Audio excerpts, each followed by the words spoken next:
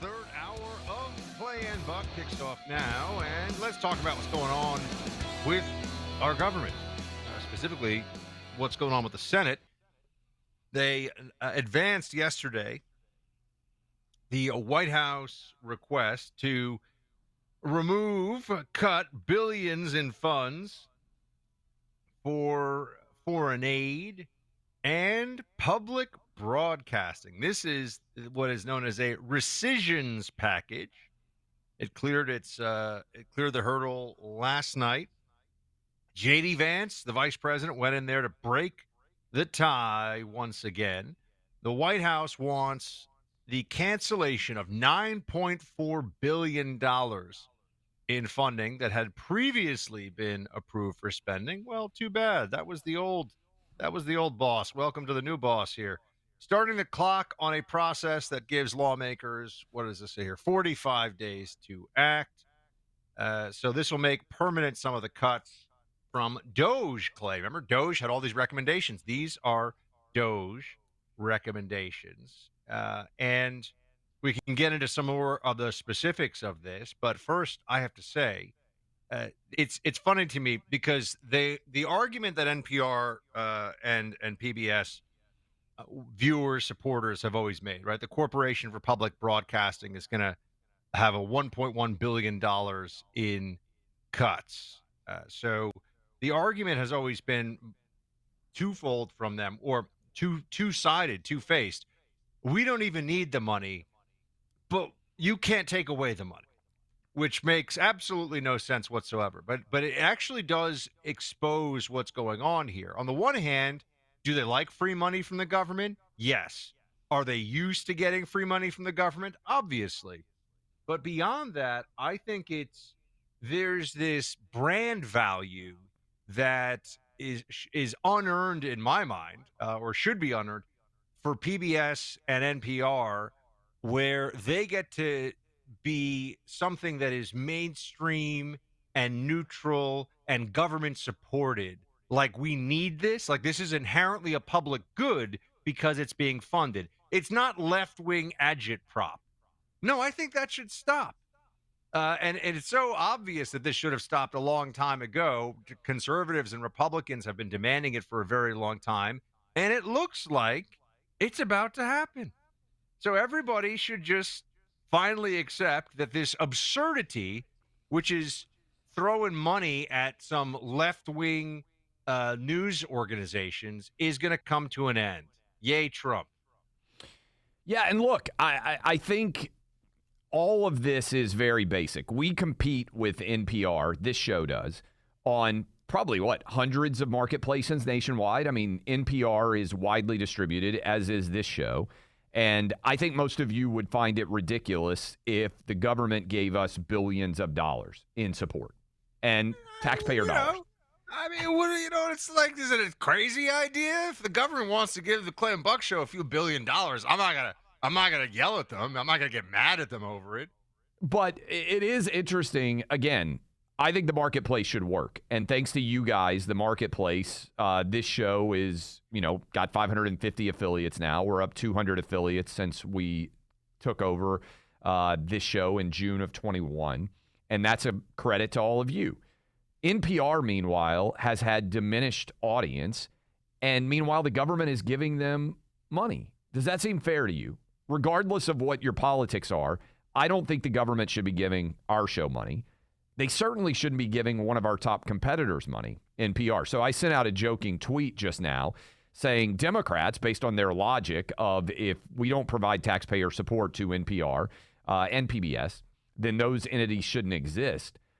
Well, if a media outlet can't exist without government support, why should that media outlet exist when it's competing in the larger marketplace, NPR in particular, with us?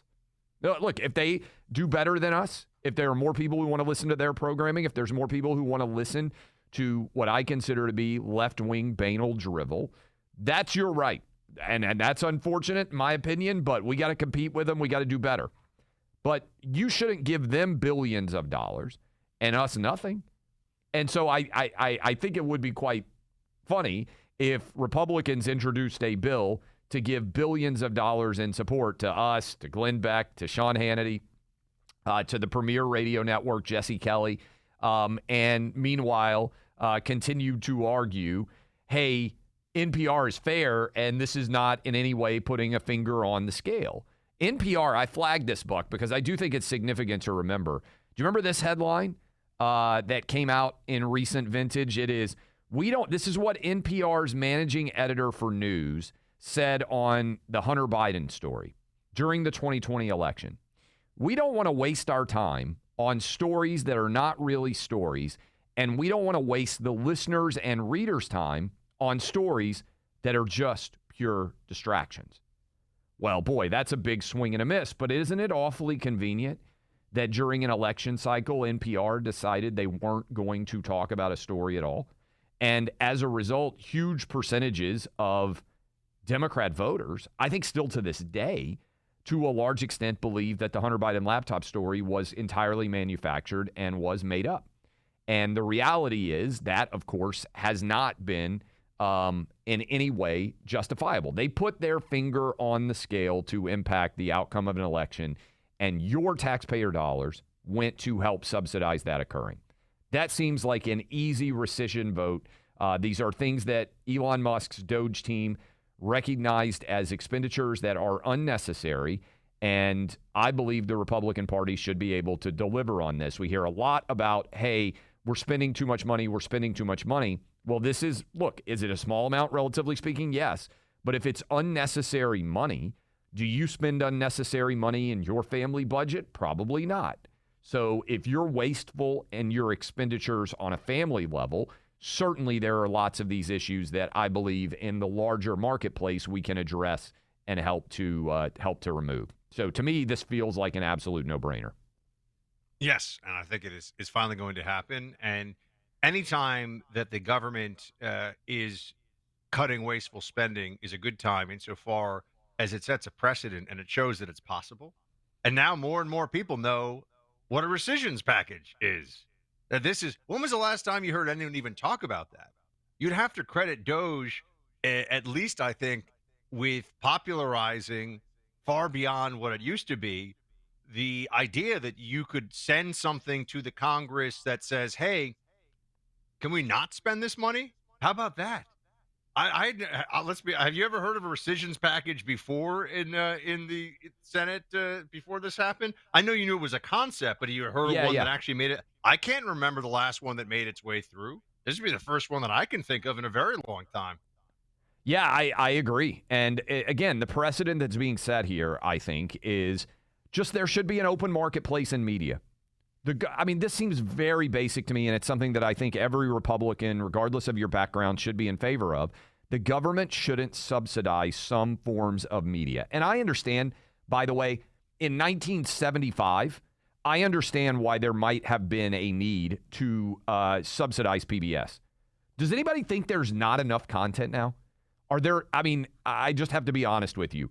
I don't remember there ever being more documentaries being made with the streaming era that we're in right now. I don't remember. Look, when 1982, when everybody might have had 5 stations and maybe there's no other way for your kids to watch Sesame Street, I can see an argument, hey, this is helpful.